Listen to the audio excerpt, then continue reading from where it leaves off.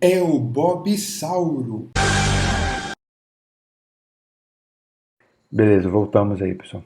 Agora vamos fazer um assunto que tem no texto do Jackson, né, sobre poder das pontas. Né? Isso é vezes discutido em alguns livros de graduação, mas tem um exemplo até mais legal, né, nele, que é com cone, né, só que aí um pouco mais avançado aqui, porque vai precisar da, da hipergeométrica mesmo. Né?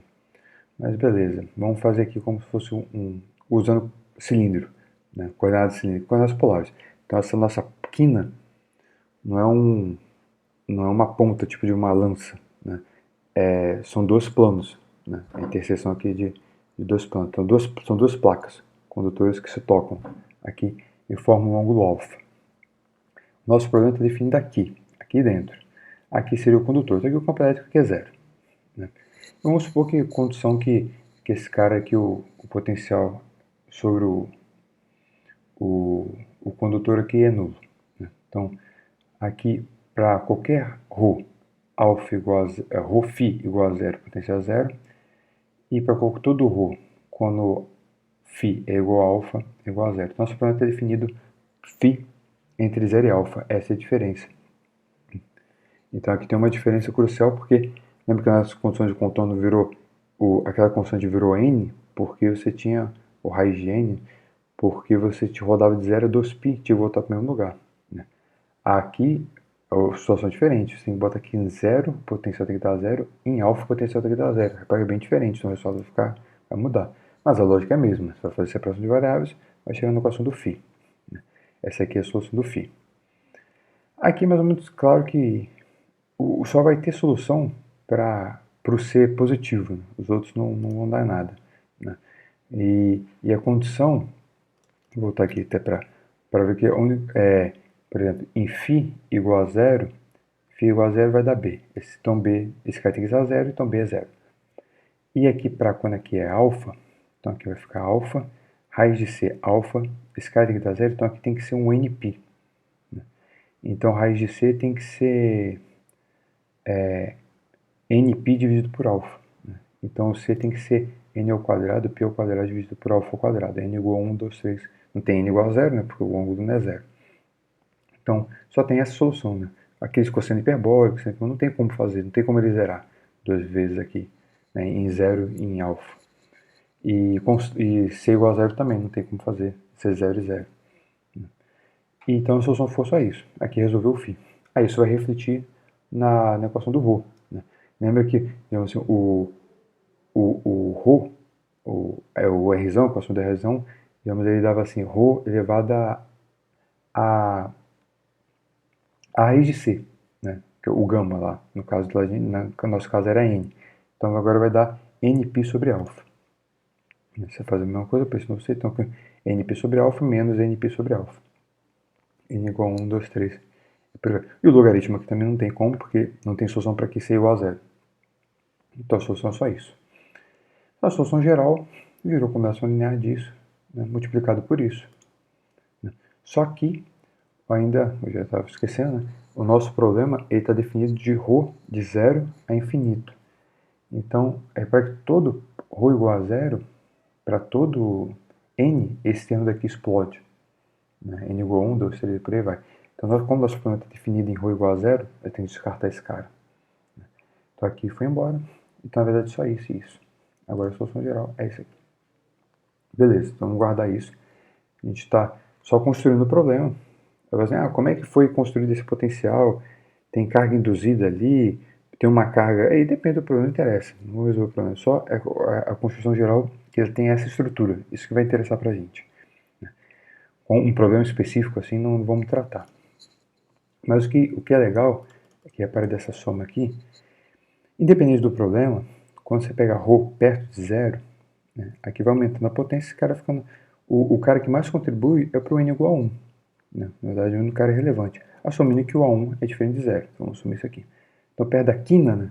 Perto aqui de onde um plano toca no outro, o potencial, de forma genérica, é isso daqui. O A1, depende do problema, o A1 muda. Né?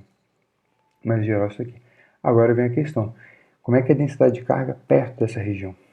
densidade de carga, então, é o campo elétrico perpendicular. Aqui, né? Ou seja, você tem que... isso aqui, eu chamei de sigma aqui, né? Você entende, né? Porque, na verdade, aqui é um corte em Z. Seria tipo um lambda, né? Mas vamos chamar assim de sigma mesmo. E... Então, você tem que derivar esse cara, derivada normal, menos epsilon zero. Então, aqui seria em φ igual a zero, em φ igual a alfa. Só que o que é esse derivado normal? Para que você tem esse cara. A derivada, vamos supor que a derivada normal é para cá. Então, você está derivando no φ. Né? Então, esse primeiro, vamos pegar nessa placa φ igual a zero, esse cara é a parte é o n de escalar com nabla, né? Esse n é o φ. Então, vira a parte do gradiente da parte que envolve o θ. Então, essa parte do gradiente é 1 sobre ρ derivado o θ de φ. Né? Então, esse cara é 1 sobre ρ derivado de φ. Então, você tem que derivar esse cara com relação a φ. Então, aqui vai sair um número, π sobre alfa, vai virar cosseno. Aí, toma φ igual a zero. Então, vai virar 1. Então, saiu esse número, um π alfa aqui, mas esse número então, não interessa. Mas tem esse ρ dividindo. Então, ficou aqui π alfa menos 1. E na outra, então esse aqui é o campo perpendicular saindo. Lembra que nossa região está aqui. Aqui é o condutor. Então, quando você pega em alfa, não é derivada de φ, porque a derivada de φ aponta para lá. É menos a derivada de φ, porque a derivada de φ que aponta na direção normal. Né? Então, quando você pegar menos a derivada de φ, então a diferença vai ficar mais. Mas o resto a conta é mesmo. Então, você deriva aqui e pega alfa igual φ igual a alfa. Então, vai ser o mesmo fator. Quando você bota aqui φ igual a alfa, aqui vai ficar cosseno de π, que é menos 1. Só que aqui é mais, então na verdade é o resultado é o mesmo. Só quis fazer lá e cá para ficar claro que o potencial é o mesmo. Numa placa e na outra aqui perto da quina. Mas o que interessa aqui nos dois casos é essa lei aqui de potência. π alfa menos 1. Repara que aqui tem três possibilidades de coisas que podem acontecer. Então, sua densidade de carga tem essa estrutura, né? É um número com essa dependência em ρ, quando ρ vai a zero, quando ρ é pequeno. Então, que se, né, tipo a situação do desenho, né, que o alfa é menor que π, né, digamos aqui, né, ou ele pode abrir até mais, 90, abrir um pouco mais, mas se alfa é menor que π, esse cara é maior que 1. Então, esse ρ é elevado ao número positivo. Então, quando você pega ρ indo a zero, isso aqui vai a zero. Né? Então, você tem, quando você está olhando aqui por dentro, aqui, né, se teu condutor aqui fora, esse cara faz uma quina, você olha que por dentro o campo elétrico é pequenininho aqui dentro, então você tem pouca carga. Né? Então, a densidade de carga vai a zero. Quando alfa é π, aqui cancela. Né? Porque alfa ser π significa que você tem na verdade não tem quina, né? Você tem um plano. Né? Você está rodando de 0 a π. Então, no plano, o seu potencial é constante, né? É constante uniforme. É a ideia padrão. Né? E agora que a parte interessante, que seu alfa for maior que π. Né? Porque agora você está nessa região sua aqui. Aqui que você tem um bico. Né? Você tem um condutor aqui e o condutor é bicudo. Você está por aqui. Quando isso acontece, esse cara ficou menor que 1. Então, isso daqui deu ρ elevado a um número negativo. Né? Então, é 1 sobre ρ elevado a alguma coisa. Então, quando você pega ali, o número, a quantidade de carga ali por comprimentozinho ali, vai ficando maior, maior, maior quando você chega em pequena, na verdade, que explode. Né? Então, o campo elétrico é divergente, a densidade de carga é divergente. A situação, vou botar assim, só seria mais ou menos assim. Então, se o ângulo é menor que π, é esse tipo de coisa que você está por aqui, né? Aqui é o seu condutor. Aí você tem uma certa densidade de carga, ela vai morrendo, morrendo, e aqui tem pouquinha carga.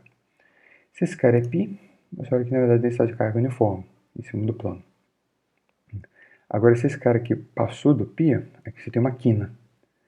O que acontece? Você tem carga, aqui as cargas acumulam. Essa é a ideia, esse é o poder das pontas. Né?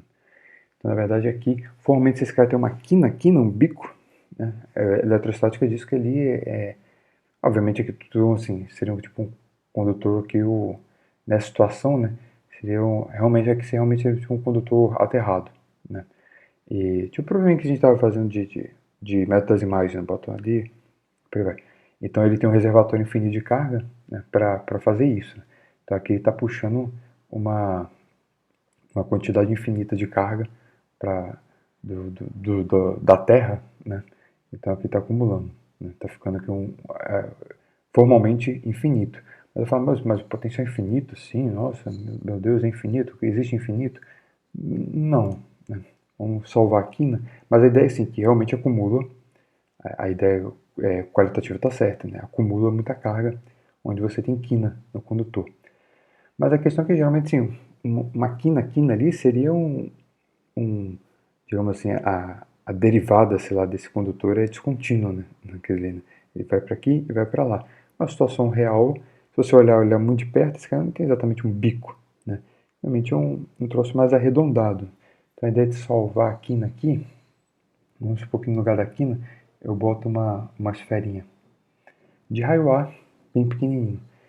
Então agora a situação é assim, que para ρ maior que A, φ igual a zero, potência a zero, ρ maior que A, φ igual a alfa, que é zero, e φ entre 0 e alfa para ρ igual a, aqui também dá zero. Né? Então essa é a situação aqui extra. Não vou resolver, porque você vai resolver na lista isso daqui, mas é bem simples entender, né? A resposta está aqui. Porque qual é a diferença? Você vai fazer todo o espaço. Como a gente fez. No par do φ não muda nada, porque aqui, né? Na parte do ρ, lembra que você tinha um ρ a nπ sobre alfa e 1 sobre ρ nπ sobre alfa. A questão é que a gente jogava fora aquele 1 sobre ρ, porque o ρ ia até zero. Agora o ρ não vai até zero, o ρ vai só até A. Aí então você tem que manter aquele outro termo, e quando você faz o ρ igual a para qualquer φ, tem que dar zero. Né? Então você ajusta as constantes, né? Então reescreve aquela bn em termos do an, então fica só uma constante só e fica isso aqui. Né? Então você joga para dentro aqui é ρ n π sobre alfa, e aqui é 1 sobre ρ n π sobre alfa. Né? E essa constante está certinho, quando você bota ρ igual a, aqui dá zero. E agora aqui fica, você entende quando você for fazer aquela mesma conta, né? A densidade de carga, você vai derivar aqui, né? Então quando essa derivada aqui normal não vai dar, você vai chegar aqui em ρ igual a, não vai dar problema, porque vai ter derivada assim de φ e vai dividir por ρ. Então aqui vai ficar realmente um π sobre alfa menos 1, né? Vamos supor que o A é pequenininho, então você pega só n igual a 1, mas tem esse fator, né? Então sempre quando você pegar ρ igual a aqui, esse cara vai zerar. Então aqui você não pega aqui n igual a 1, né? Então esse cara vai ficar, ele vai acertar a sua situação. Né? Então eventualmente o potencial pode ficar grande, mas não vai explodir. E aqui em cima, aqui o perpendicular você tem que derivar esse cara com relação a ρ. Né? Mas derivar com relação a ρ também vai cair aqui um fator, vai ficar em um n menos 1. Então esse cara salva. Né? Então, se você pega o A pequenininho, o potencial cresce. Né? Mas esse em cima aqui, do que seria aqui, né? Você pode até abrir esse cara e ficar ao contrário. Então ele seria assim e faz uma bolinha. Né? Então ali você consegue, o potencial não diverge. Né? Então o potencial na bolinha ali dá pra, ele acumula carga, ele aperta ali, mas ali mesmo, na verdade, ele dá zero. Né? Você consegue salvar. Isso seria uma situação mais realística. Beleza? Então tenta fazer na lista lá. E se você tomar igual a zero, aí volta todo o problema, né? Você vai assumir com esse termo, né? Aí volta toda a problemática lá da quina. E vamos para mais um intervalo para a gente falar dessa última parte aqui de simetria cartesiana. Já volto, hein?